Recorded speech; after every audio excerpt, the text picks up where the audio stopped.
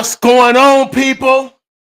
It's your boy, Uncle Fred, back in the house, back in the saddle. And it's a roll tide Saturday, man. So, I had to come back and I just put out a video and then the audio wasn't working. I don't know how my mics got turned off or whatever, but it don't matter. But the world got to know about the Crimson Tide. So, get ready to put this out here. So, if you know how I roll, we're going to talk about the game. We're going to break down the game, the big points, the high points, the low points, the things that the Tide did well, the things I thought they could, do a little bit better. And then we're going to look ahead to next week and the week after. But roll Tide, baby. We got it done. We're going to hear all about it. Want to hear it? Here it go.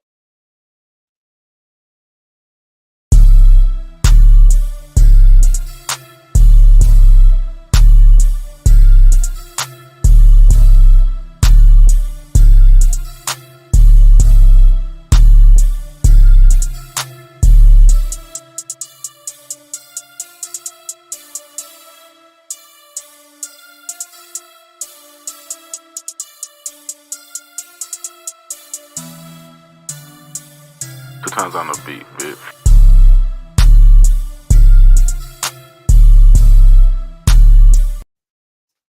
Once again, what's going on, people? Alabama gets the win. Y'all hit that like, that comment, that subscribe button. I know it's quite a few people as I start publishing my videos on all the Alabama group chats or whatever groups. While viewing the video, please like the video, and which will trigger the algorithms to other people that might like to hear more content. Uh, I do a couple of platforms. I have Alabama, I have the Cowboys, I have the NFL. I do different things with those teams and whatnot. But tonight on Saturday, it's all about the Tide, baby. It's all about the Tide. So as usual, when a Tide wins, you gotta hear this. You gotta hear the fight song. So here we go.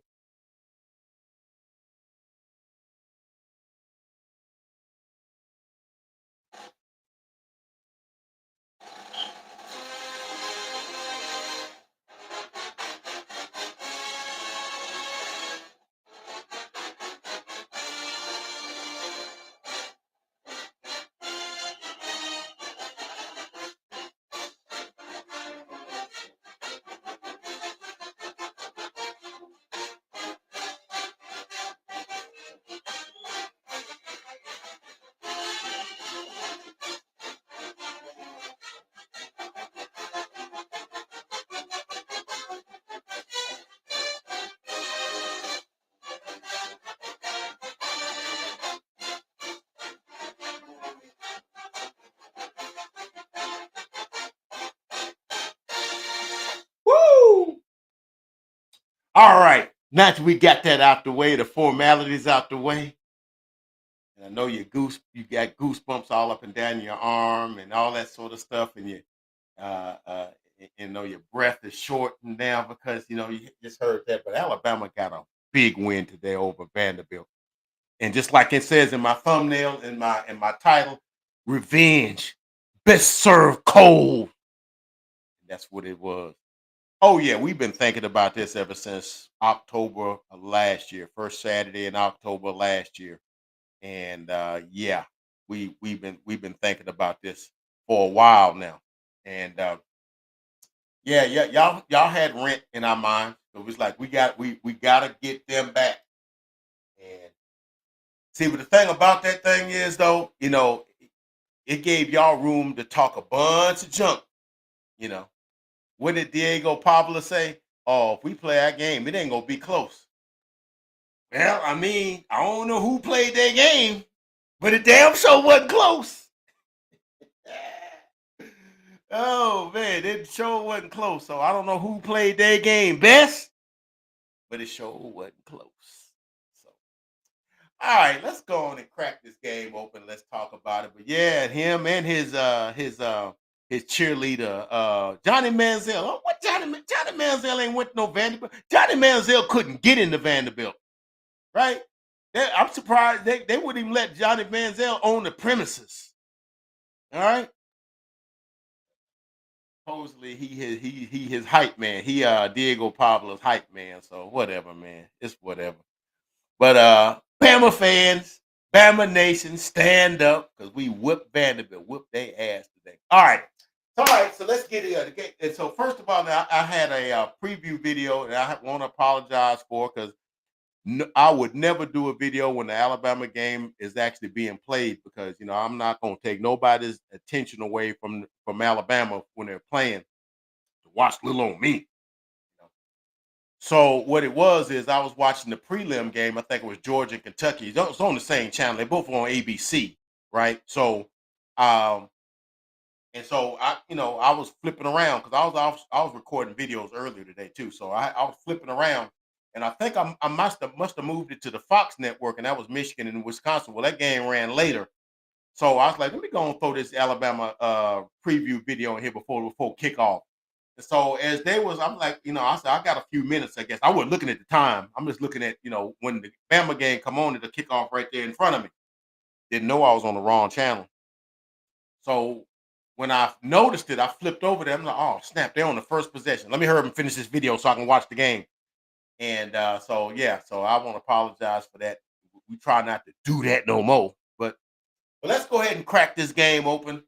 The game started off shaky because Alabama went on like a 8-play, 46-yard drive off the opening kickoff and got down to 4th down and 1 at the Vanderbilt 29-yard line. And normally, if that would have been Will Reicherts, now I couldn't remember his name to save my life last week, we'd have just kicked the field goal and just moved on, lived to fight another day. If it had been Griffith, we'd have just lived to fight another day. But this is Connor Talty, and he don't kick field goals well, so that changes your decision making when you get almost in the red zone. So it makes you have to go for it on 4th down when you would normally conventional wisdom say you kick the field goal or something like that.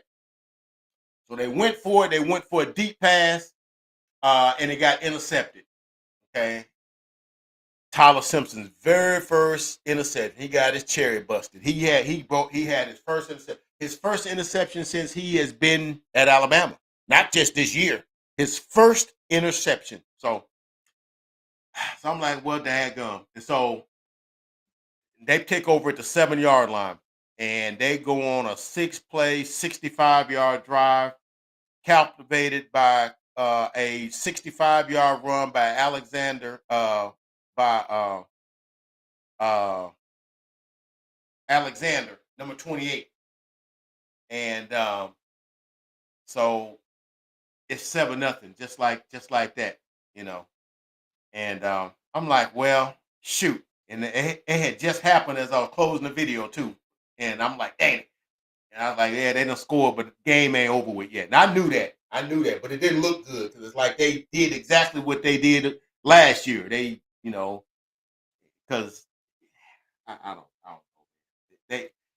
The announcers was like they made bad run fits in the secondary and they, they couldn't find him, and when they came up to force and get their run fits, they picked the wrong hole and the guy slipped through the cracks and he was down the sideline and gone. 65 yards touchdown. Longest play Vanderbilt had this year. So I'm like, 7-0. All right, fine. Now we'd already wasted a 6-play, 46-yard drive. We turned around and wasted an 8-play, 50-yard or 48-yard drive too. Could we get down? We overcame some goofy penalties, a couple of holding penalties, and I'm like, one of them on the center, that wasn't holding. That's what they call a pancake. But the refs don't know. If they see a guy go down, they think, oh, he must have pulled him down. No, he got his shoulder pads up under his shoulder pads and it was a pancake, but they want to call it a hold. We had to overcome that. So we get down to like the 30-yard line. So they end up trying to kick a 47-yard field goal, and it wasn't good. So we done wasted a 50-yard drive and a 48-yard drive, and don't have nothing to show for it. So it's not looking real good because I will have to admit I was a little worried, fam. Now, I'm not one of these, oh, yeah, I just knew the Tide was going to. No, not at that point. Because we done had 2 drives, we done moved the football, and we ain't got nothing to show for it. And then we really haven't proven we can stop them. So they they get the ball, and we end up they end up driving again, and uh, they uh, and the key play in that drive was a 36-yard run by Diego Pavlia, and it was the same kind of run he was getting us with last year. And I'm like, damn, we ain't learned a daggum thing about him. You got to keep, that. You can't have no gaps in that offensive line. You can't have no gaps in there when your run fits because he'll slip through there. And that's what he did. He got a 36-yard run, got it all the way down to like the 17, 18-yard line. Then he's facing a 3rd down and 10 from the 17. And nobody is open. He takes off running and gets around the 12. And in comes Justin Jefferson. And he pulls him down and the ball comes out. Now, when I looked at it, I was thinking to myself, I said, now they're gonna probably say his knee and shin bone, a leg bone, backbone, finger bone, something down, cheekbone, something was down, and they're gonna give him the ball back, and they probably gonna kick the field goal.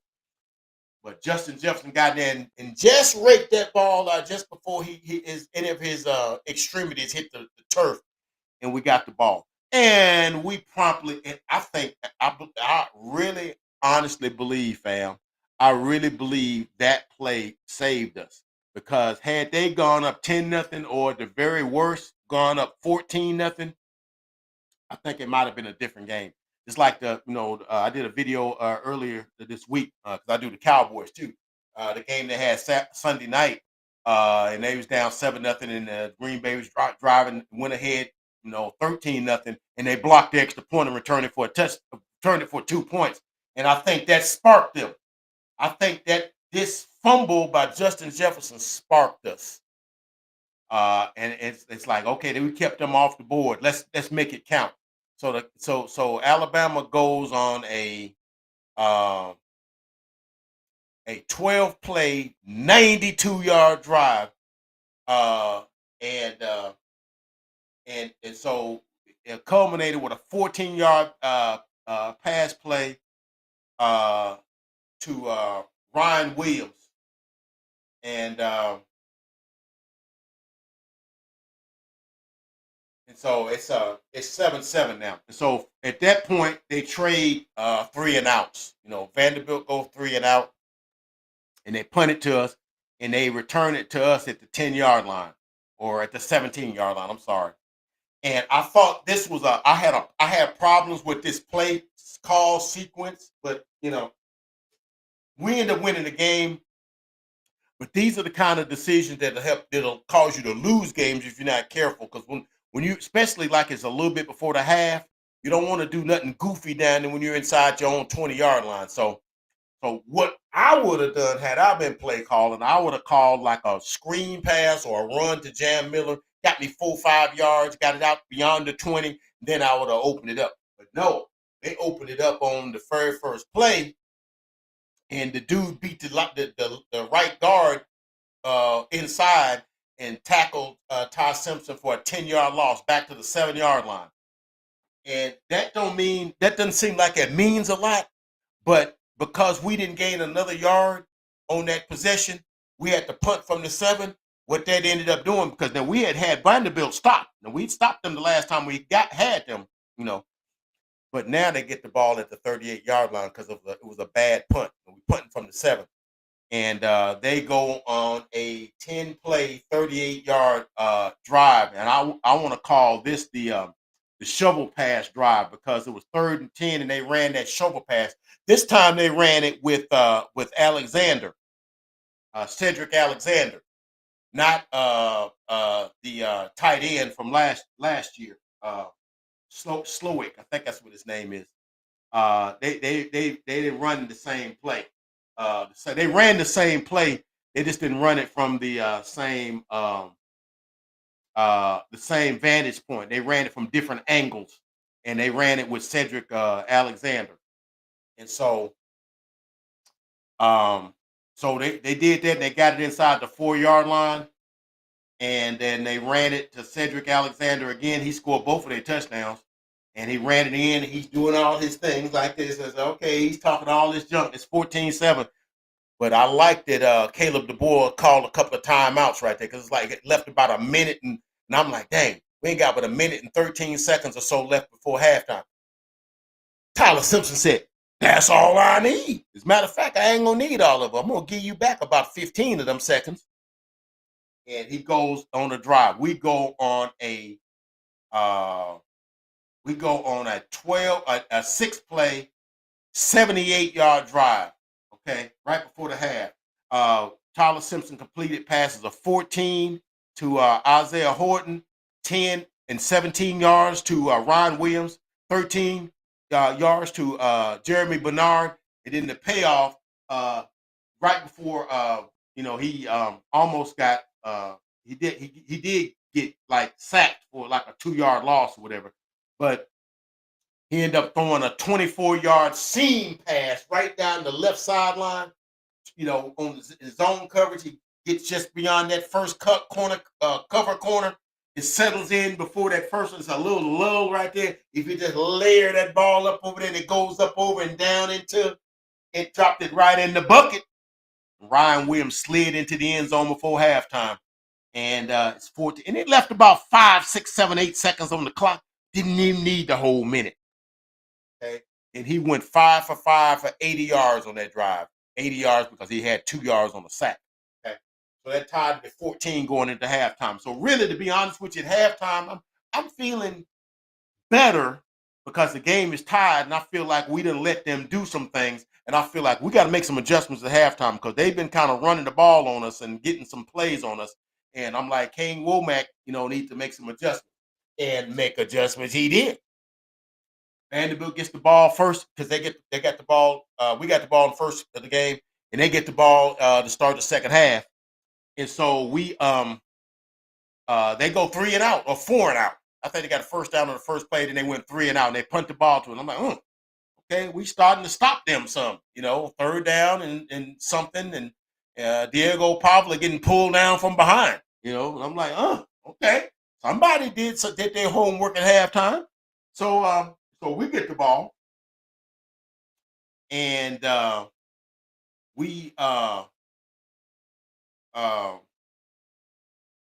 that particular drive didn't turn out too well to start with, because it almost was a fumble 6, because one thing that Ty Simpson does do that starts to give me some worry, because he's playing good football, is sometimes he plays around too much in the pocket.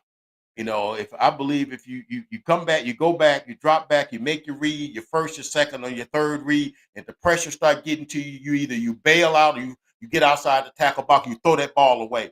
But sometimes he's like, if I just wait a little longer, something's going to develop. And then sometimes you take sacks that you don't have to. So we end up taking a sack, and his arm was down, but the ball looked like it came out, and so they returned it for a touchdown. And I'm like, oh, here we go. But luckily, his arm was down, and they ruled it that way, and we got the ball back. So we continue on the drive, and we get down.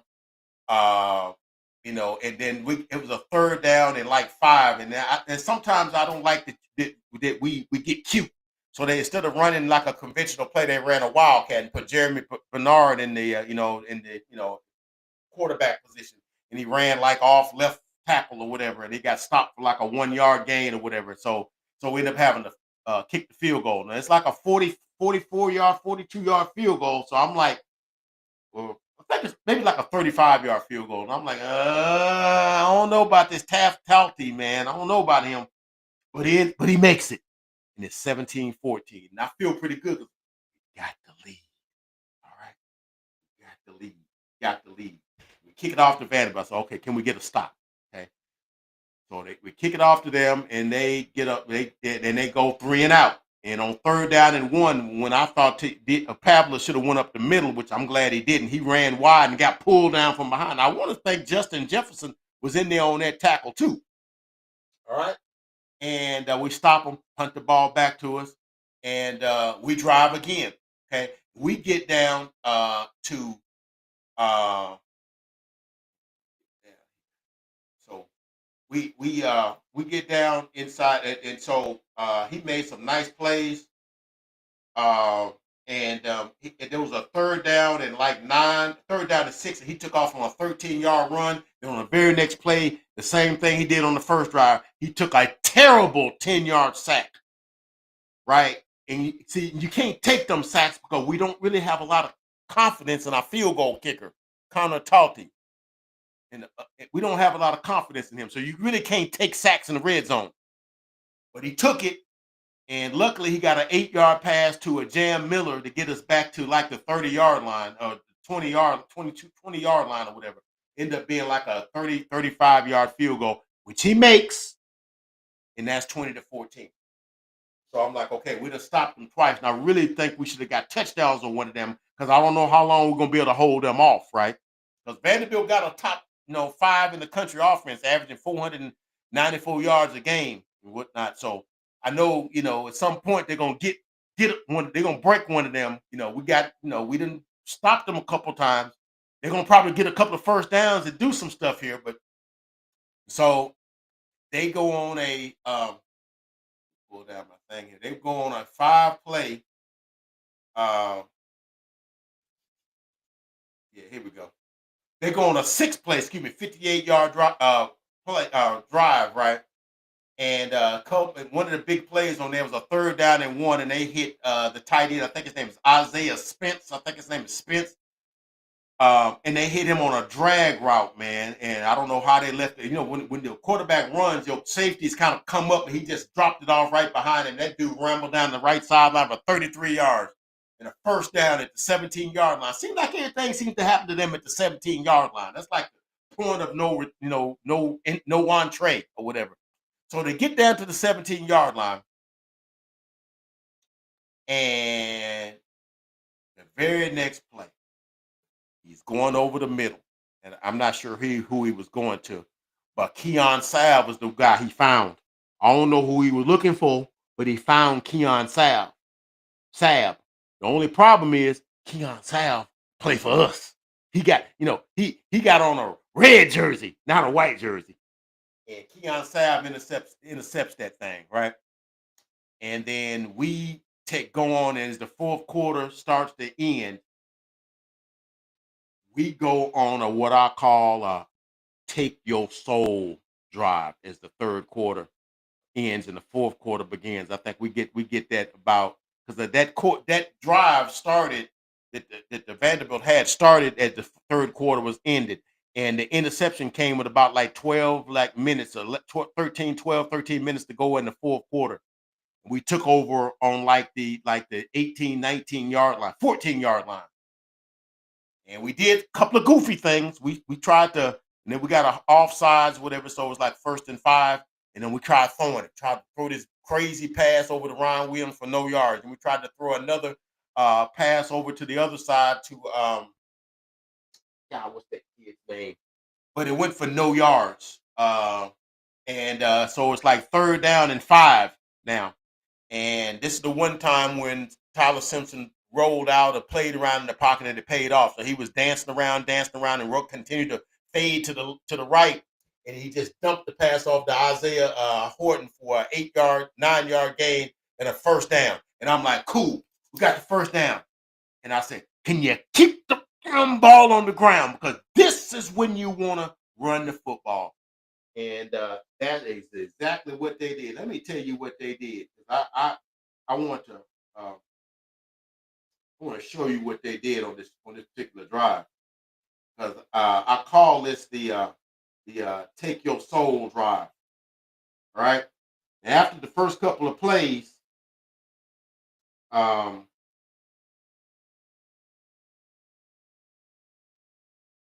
the first couple of plays, okay. All right. First play, they went 10 yards to toss to keep Kevin Riley, backup running back. Okay. But then they had a 5-yard penalty, like I said, so that play didn't count. All right, so it's 1st and 5. And so then it was incomplete. And then we had a no-yard pass to Ryan Williams, and then a no-yard pass to Rico Scott. That's the other guy's name. And then they got the 9-yard pass to Isaiah Horton. Then they went, listen to this, 9-yard run, a 5-yard run to Jan Miller, 4-yard run to Jan Miller, 4-yard run Ty Simpson on 3rd and 1, where he lined up behind in under center, and then takes the snap, and then nothing's there, so he breaks off to the left and gets 4 yards, first down. And then we go 6 yards for Jan Miller, 9 yards for Jan Miller, 7 yards for Kevin Riley. They gave him a break. 2 yards for Kevin Riley, makes it 3rd down and 1. And they don't go to Kevin Riley, and they don't go to Jan Miller. You know who they go to? They go to 6'7", 367-pound Caden Proctor. Now, if you remember back on the game last week against Georgia, he took a screen pass and proceeded to just rumble down the sideline, just running over folks and just stumbling and rumbling over folks down to like the 6-yard line. That was right before the halftime. So right here, they line him up in the backfield. He's sitting there, jersey too small for him. All of his back of his stomach is all out, whatever. And he takes that hand off and just blasts into that linebacker who's trying to fill on that and knocks him backward. Here comes another defensive tackle trying to come up. He gets knocked back when he falls forward for 2 yards and a first down. And I'm like, look at Caden Proctor, all 6'7", 367 pounds. And then he's like, okay, I guess I go back here and block. Because Jan Miller comes in there for a 5-yard run. Then Jan Miller for a 1-yard run. And then it's 3rd down and like 4. And then they try the one pass. They ran like 8 consecutive runs. And they went incomplete out to the right flat to Ryan Williams. He actually dropped that pass. He could have caught that. All right, but he didn't. He's been having a problem with the drops, right?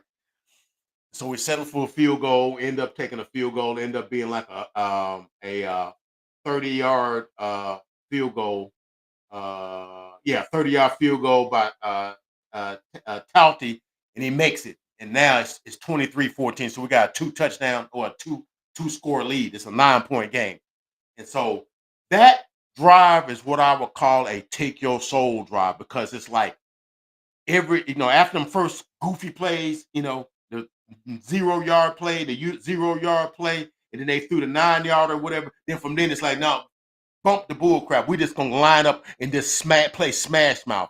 And then 5 yard, 6 yard, 4 yard, 4 yard, 3 yard, 5 yard, 4 yard. And it's a thing. You taking somebody's manhood when you telling them every play what you're going to do, and they can't do a damn thing about it. They got 8 men in the box, and they get knocked backwards. After a while, you start losing your will to live, your will to play football. That's that thing that Tyler Booker was saying when they got drafted him. He said, I like it taking somebody's will to play football away from them. When you start leaning and whamming on them every play. That's what we did. It was like 8-9 consecutive runs. And I kind of thought one of them, I said, they're going to go play fake and have everybody cheeked up, and Ryan Williams gonna be standing by himself in the end zone. But they never did. They continued just to um, run it. They ran it, like I said. You start taking somebody's will when you do that. And you start to see the life start to drain from their eyes. You know, they started to drive. They jumping all over the place. Now they just like, oh, where do I line up? Yeah, because they've been getting whammed on. So that's why a running game is so important, especially at this time of the game, because that's how you close a team out. And we closed them out right there, right? And so then they get the ball back.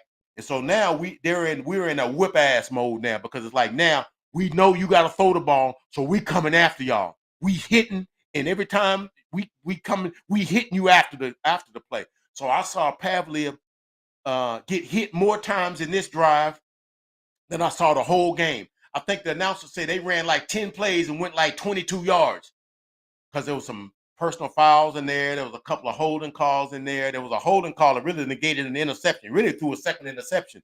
But, every time they come through, I seen Sab come through there and sling him down. I thought it was going to be a horse collar. I was holding my breath and crossing my fingers, but it wasn't. And then I seen Jefferson come through and make a sack, and they was just hitting him.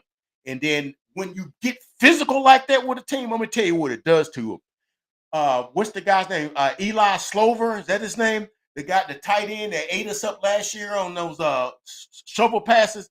He had a third down and like 10 pass right in his hand, and decided he didn't want no parts of that, because he heard footsteps. We was tattooing that ass, right? And so they fourth down, 16, they don't get it. And then we get the ball on the 28, we run it. It's about a minute left in the game. We run it, then we run it, then it's like fourth down and 1. And then Jam Miller gets what I call an FU score. He takes that thing and then breaks it out to the left, and ain't nobody there, and he just runs it into the end zone, touchdown, and it's 30-14. And I'm like, yeah. Now, what was all that issue I was talking about? Man, if we play our game, it ain't gonna be close. Well, I guess you didn't play your game and we played ours, because it wasn't close. All right, it wasn't close. Now, are there some things in the game that I think Alabama need to clean up? Yeah, like that stuff they was doing in the first half. The improper run fits, allowing guys to jump out the window. Yeah, that's got to get cleaned up. Tyler Simpson fooling around in the pocket, taking unnecessary sacks, knowing you can't be wasting points in the red zone because our kicker not proven. That got to get cleaned up. But but in the end, roll daggum Tide, roll MF Tide all day, every day, twice on Sunday, right? So we get this win. And everybody's thought like, oh, Vanderbilt gonna hand y'all this loss. Y'all gonna take this L. And no, we ain't taking no more L's, because we been thinking about this ever since last year. Okay, like I said, revenge is served best cold. Now I'm gonna tell you something. Diego Pavla, he a damn good player. Okay, he's a damn good player. He's one of the best handful of players in the college football right now. And his journey is amazing, what he's been able to accomplish in his journey. It's amazing, right? But when he went up against the Tide today, it just wasn't his day. Okay. And basically, it's interesting that Johnny Manziel is his spokesperson, because Johnny Manziel did the same thing. He ran up on us like 1 year, and we thought about that thing that year, and that next year we went down to College Station and whooped that ass. Okay, we whooped them. So Johnny Manziel was like, probably like, yeah, I done seen this before. I done seen this. Yeah, that happened to me about 15 years ago. It's 2012, actually. 2012 and 2013. Yeah, we did that. And incidentally, after they beat us, we went on to win a national championship in 2012. So, just for, S and giggles. Right? So anyway, man, so Alabama goes to, 4-1? And Vanderbilt goes to 5-1. Vanderbilt's a good team. They're going to beat a lot of teams. But this just wasn't the day. Not with the Tide. Not when the Tide is rolling. Look, man, it's a good win for Alabama. Following up that win over Georgia. They wasn't feeling themselves after this win over Georgia. They had the necessary fear, just like I said in my prediction video, or my they needed to have that necessary fear, where it's like, no, It's not like we're scared of you, but it's like, no, I know if we don't do the things we're supposed to do, we can get beat. And they didn't do the stuff they were supposed to do in the first half. We got bailed out by that fumble recovery in the red zone, and then we made that count because we scored a touchdown. And then the second half, we buttoned that up. We buttoned it up in the second half, and they have no room to do nothing. They ain't even score in the second half. Now, I was listening to Kangaroo Black. Kangaroo Black is so funny. He was like, "Yeah, Vanderbilt scored 52 points against. I want to say that was Georgia State, 70 against somebody, and 45 against another team. Like, and they scored 14 against and 31 against South Carolina. 2 touchdowns. That's all you get. Thanks for coming. Drive home safe." So anyway, Alabama goes to 4-1. And they get Missouri next week. Now I don't want to hear no crap from Missouri. Now I think we have to go down to Columbia to get them. So I don't want to hear no mess now from y'all. I know y'all undefeated too. Now we kind of like taking people from the reigns of undefeated. You know, that's starting to become something we like to do. We did it to Georgia. We done took the cherry at 2 teams, Georgia and Vanderbilt. Could we get a third? We collecting cherries here. All right, man. Anyway, man, that's pretty much all I got, man. All them people thought that the Tide and Caleb DeBoer couldn't do it. Look, man, I just think that Caleb DeBoer had to get used to the SEC because the SEC is a little different from the Pac-12 in terms of the intensity, in terms of the you know, uh, I want to say the attention, the detail, the intensity, the importance, the physicality of everything. It's just different. They hit harder, okay, and it's just more to it. And I think he's starting to get the picture. That, oh, they like physicality here. Yes, we like physicality. We like to throw the ball too. Now when I grew up, in Bear Bryant's day, you might throw 14 passes in a game. Yeah, that what did let's get to the let me get your stats here. Got your stats here because I want to show it before I close out. I'm gonna get the stats here so we can kind of see. There's some people that got some game balls. Uh, some game balls to be had here. Here we go. Let me go to the box score. Number one, the game ball gonna go to quarterback Ty Simpson. I heard him mention it on the telecast. He's in the Heisman. Now I don't know. We don't really go with Heisman's. We only got one Heisman winning quarterback. But hey, if they give it to us, I guess we'll take it. Ty Simpson, coming off that 300-yard game last week, where I think it was like 28 for 31, 41 or whatever, for like 300 and 35 yards today. He was 23 for 31, 340, 2 touchdowns, 1 interception. That 1 interception coming on that fourth down play in the first half, and I think they only threw that pass because they was in no man's land. At 29, and they thought it was too far to kick a field goal, so they tried it and tried to go for broke, and it got intercepted. Whatever. Jam Miller, 22 carries, 136 yards. Missed the first couple of games, 2-3 games with a collarbone. We're gonna need him going forward because we can't just throw the ball. One criticism I do have that we kind of do get pass happy, and I think that's that West Coast Pac-10 stuff that Caleb DeBoer kind of has in him. But then in the fourth quarter, I liked how he said, no, no, no, no, no, no, no, no. We finna line up and play smash mouth, and because that's what you're gonna have to do in the SEC. But yeah, he had 130. I think that's a career high, 6.2 average and a touchdown. And so yeah, we're good. We're good there. And we also want to look at uh, Justin Jefferson had 14 tackles, 9 solo, 1 sack, which is 1 tackle for loss. Deontay Lawson had 4 tackles, 2 solos, one pass defense. Also, we want to look at Keon Sabb had one total tackle, 1 solo, 1 interception.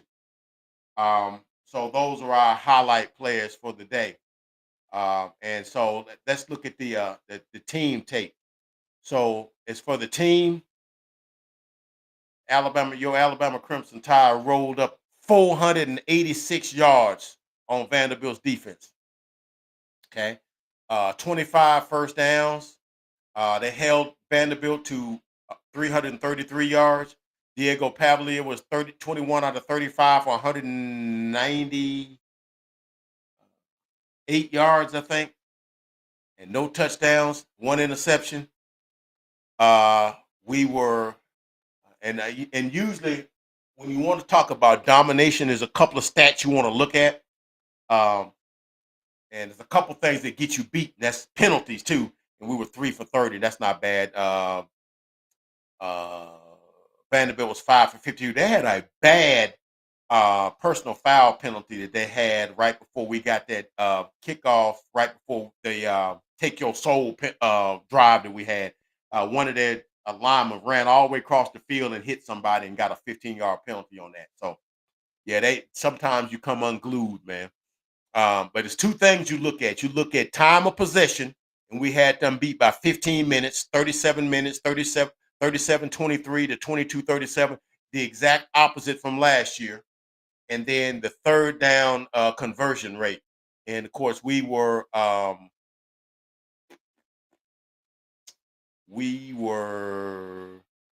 7 for 15, which is over 50%. We actually was 2 for 3 on 4th down, which means our 3rd and 4th down, we were 9 for 18. Conversely, the Vanderbilt Commodores were 5 on 11 on 3rd down, which is under 50%, 0 for 1 on 4th down. Okay. So just a total team win. We get a couple of them possessions in the 3rd quarter, and we weren't playing with our food. I think we get touchdown on one of them, and maybe the field goal on the other. So maybe we get 4 more points. Maybe we get 34 points instead of 30 points. Or maybe if we had them points, maybe Jam Miller don't run it in the end zone at the end. So I still think it's about what it should have been. I think we was favored by 11 and a half. We won by 16. Okay. So that's a great win for the Tide. So roll Tide, roll Tide, roll Tide, roll Tide. So as we go, as we close out this video, I want to say I've noticed quite a few people when I drop my video for my the prediction video. I had a lot of people view the video before the game or as the game was starting. And the video I dropped last week after the Georgia game, I got a good bit of interaction. I want to say now, if you watch my videos, please give it a like, if you will. Like in Facebook, a like in YouTube. If you see it in the YouTube, go ahead and give it a like. And then if you want more of that content, and then you see, because I do Alabama, I do the Dallas Cowboys. If you don't like the Dallas Cowboys, if you like the NFL, I do an NFL Pick'em show once a week with one of my content brethren, and we did one this morning on the NFL slate of games for tomorrow. So we do that as well. So it's something in my content that you will like. I promise you that. So if you like it, go ahead and hit the like button. It won't cost you a dime. It just costs you a couple of seconds. And if you like the video, just like it. Even if you don't like it, because somebody else might like it. Okay. So as we come to the close of the video, I like to close the videos the same way I open the videos. And we're gonna do it with the Alabama song. So we're gonna get it right now.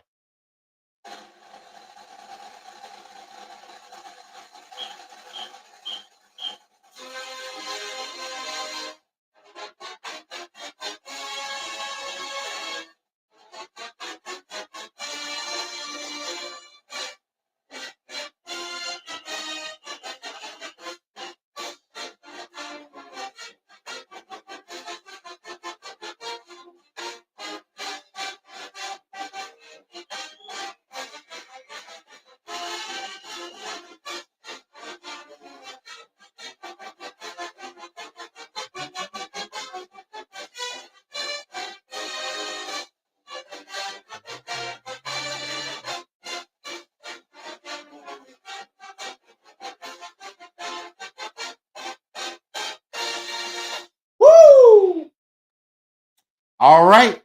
That pretty much closes it. Alabama 30.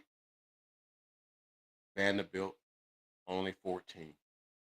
Roll damn Tide all freaking day long. And then tomorrow too. That's all I got. As I said before, like, comment, and subscribe to the Uncle Fred Sports Experience. Guarantee you will not be disappointed. God bless y'all. Catch y'all on the next video and roll tide, folks.